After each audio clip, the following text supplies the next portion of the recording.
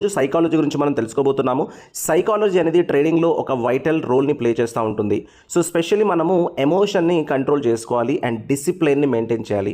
ఇలా ఒక top 5 rules ఏంటో ఇప్పుడు మనం తెలుసుకుందాం వన్ బై వన్. ట్రేడింగ్‌లో ఫియర్ అనేది ఉండకూడదు.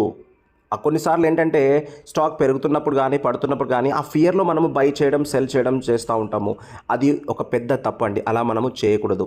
అండ్ సెకండ్ వచ్చేసి మనం ఒక స్టాక్‌ని బై చేయాలి అన్నా, సెల్ చేయాలి అన్నా మనకంటూ ఒక ప్లానింగ్ అంటూ ఉండాలి. సో, జనరల్‌గా ఏంటంటే మార్కెట్ క్లోజ్ అయిన తర్వాత 3:30కి క్లోజ్ అయిన తర్వాత మీరు ముందు రోజుని ప్లాన్ చేసి పెట్టుకోవాలి. ఒకవేళ మార్కెట్ గనక నెక్స్ట్ డే పాజిటివ్ గనక ఓపెన్ అవుతే నేను ఈ స్టాక్స్‌ని బై చేయబోతాను. ఒకవేళ మార్కెట్ గనక నెగెటివ్‌గా ఓపెన్ అవుతే ఈ స్టాక్స్ నేను సెల్ చేయబోతున్నాను. ఇలా మీరు కొన్ని స్టాక్స్‌ని మీరు వాచ్ లిస్ట్‌లో పెట్టుకోవాలి. సో, మార్కెట్‌లో మనం చాలా ఫ్లక్చుయేషన్ చూస్తూ ఉంటాము.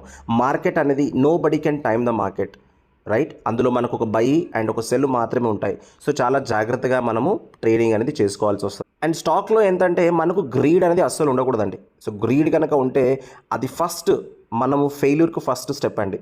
అండ్ ఎప్పుడైతే మనం ఒక ప్రాపర్ ప్లానింగ్‌తో మనము ట్రేడ్స్‌ని తీసుకుంటామో, ఒకవేళ అది గనక మనకు ఎగెయిన్స్ట్‌గా ట్రేడ్ అవుతుంది, రైట్? మనం దాన్ని రెస్పెక్ట్ చేయాలి. దాని నుంచి నేర్చుకోవాలి.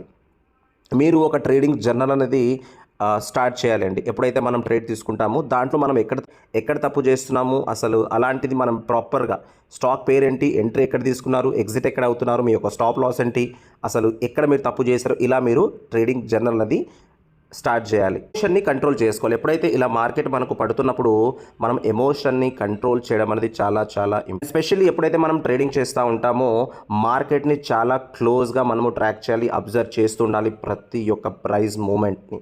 చాలామంది చేసే తప్పు ఏంటంటే వాళ్ళు ఎంటర్ అవుతారు ట్రేడ్‌లో, బట్ ఎక్కడ అమ్మాలి. ఓవరాల్‌గా ఏంటంటే మనకు ఒక ప్రాపర్ ట్రేడింగ్ ప్లాన్ అది ఉండాలి. వితౌట్ ప్లానింగ్ మనము ట్రేడ్ అనేది చేయకూడదు.